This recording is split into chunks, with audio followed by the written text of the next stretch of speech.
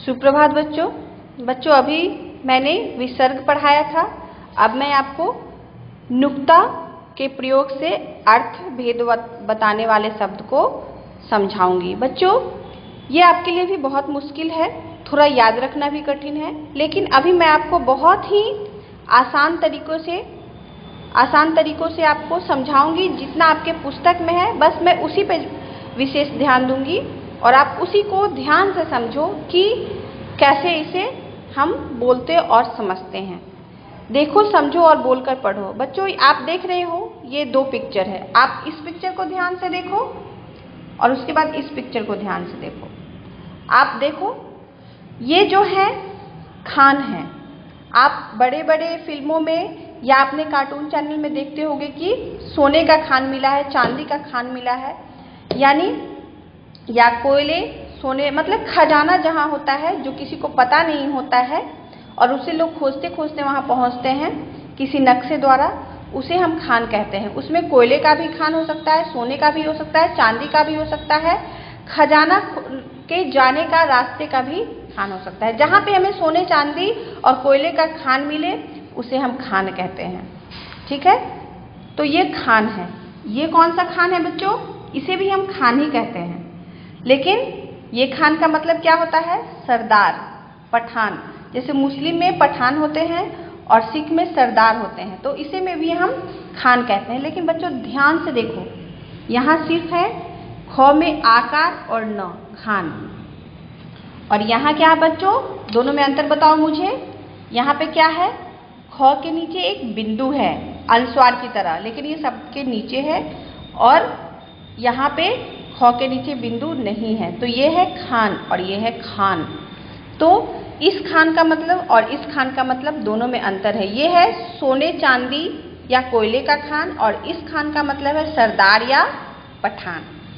आप बच्चों नीचे वाले देखते हैं, इसमें देख रहे हो एक पिक्चर, ये पिक्चर जो एक बच्चे का है जो वो उल्टी कर रहा है, उसकी तबीयत ठीक नहीं है, इसे कफ हो गया है, खांसी हो गया है, जिसके कारण इसे उल्टी हो रही है।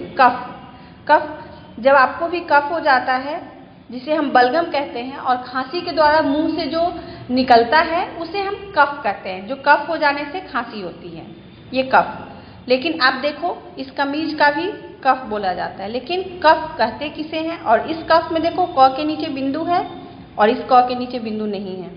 तो ये बोलने से अभी आपको पता नहीं चलेगा, ये आपको लिखने से पता चलेगा। इस कफ का मतलब जिसमें बिंदु नहीं हो, बलगम, और इस कफ का मतलब जिसमें बिंदु हो, कमीज की आस्तीन का भाग जिसमें बटन लगा होता है, मतलब ये बाजू के पास, या ये जो जिसमें बटन लगा होता है, ये बाजू के पास भी हो सकता है, और ये सीने के पास जिसे जहाँ बटन लगता है उसको भी कफ कहते हैं। कफ कमीज के आस्तीन का भाग जिसमें बटन लगा होता है, तो उसे हम क्या कहते हैं?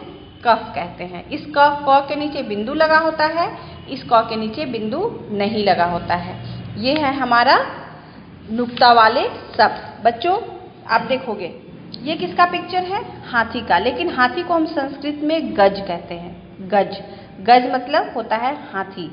बच्चों ये क्या है? गज, लंबाई का एक पैमाना। जैसे कि बच्चों अभी आप देख भी रहे हो, मैं आपको किसे पढ़ा रही हूँ? ये जो स्केल है, आयरन का जो स्केल है, लोहे की जो स्केल है, उसे गज कहते हैं। इसका नॉर्मली ये लंबा लंबा होता है, ये कपड़े के दुकान में होती है, जो गज के या मीटर को नापने के काम आता है। तो ये जो गज है इसमें जौ के नीचे बिंदु है, और ये जो गज है इसके जौ के नीचे बिंदु नहीं है। तो इसके जौ के नीचे बिंदु नहीं है, यानी ये गज हाथी हो गया, और ये गज लंबाई का एक मान हो गया, यानी ये स्केल हो गया, लंबाई नापने वाला मीटर हो गया। अब है बच्चों आप देख रहे हो ये किसका पिक्चर है? सांप। लेकिन यहाँ सांप नहीं है, सांप के फन को दिखा रहा है, जिसको हम आप लोग ऐसे बचपन में ऐसे सांप हाथ से जब बनाते हो उसको हम लोग कहते हैं फन।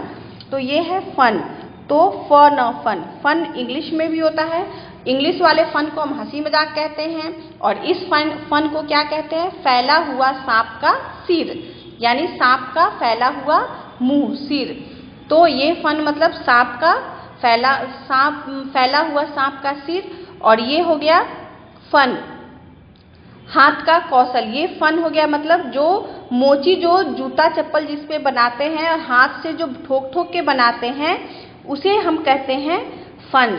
ये हाथ का कौशल मतलब मोची जो अपने हाथ से जूता चप्पल बनाते हैं उस बनाने की क्रिया को, बनाने के काम को हम फन कहते हैं। बनाने के काम को फन कहते हैं। इसमें जो औजार है उसको फन नहीं कहते हैं बच्चों। ये मिस्त्री, ये मोची जो है और अपने हाथ से जो जूता चप्पल अपने हाथ से बनाते हैं उसे फन कहते हैं। तो बच्चों ये हमारा नुक्ता वाले शब्द ही पढ़ लिए। आप यहाँ पे नुक्ता के संयोग से बने कुछ शब्द हैं जैसे कहर, कसूर, करीब, गलत, सागर, गरूर, सफाई, फायदा, फालूदा, खाना, खत, खबर, जायका, जिंदा, जिक्र। बच्चों इस प्रकार की बिंदी को नुक्ता कहते हैं। बच्चों जब शब्द के ऊपर अगर ये बिंदी होता है तो अनुस्वार लगता है और शब्द के नीचे जब होता है ये तो क्या होता है, ये नुक्ता वाले शब्द होता है। तो बच्चों अभी आपके लिए ये बहुत हार्ड है, बस आप इसको देख के समझ सकते हो कि कौन सा नुक्ता वाले शब्द है। जैसे गज, गज, इन दोनों में कौन सा नुक्ता वाले शब्द हैं, ये गज। फन, फन, नुक्ता वाले शब्द कौन है, ये वाले। तो जो शब्द के नीचे होते हैं वो नुक्ता चिन्ह वाले शब्द होते हैं। तो बच्चों इसी के साथ हमारा ये पाठ जो मैंने समझाया है, उम्मीद है आपको विसर्ग वाले शब्द और नुक्ता शब्द समझ में आए होंगे। अब इसके बाद मैं आपको जो कार्य समझाऊंगी कॉपी का और जो बुक का अभ्यास समझाऊंगी उसके लिए मैं फिर से अलग से आपको वीडियो शेयर करूंगी जिसे आप ज़रूर देखिएगा। इसके साथ हमारा ये वीडियो समाप्त होता है। धन्यवाद बच्चों।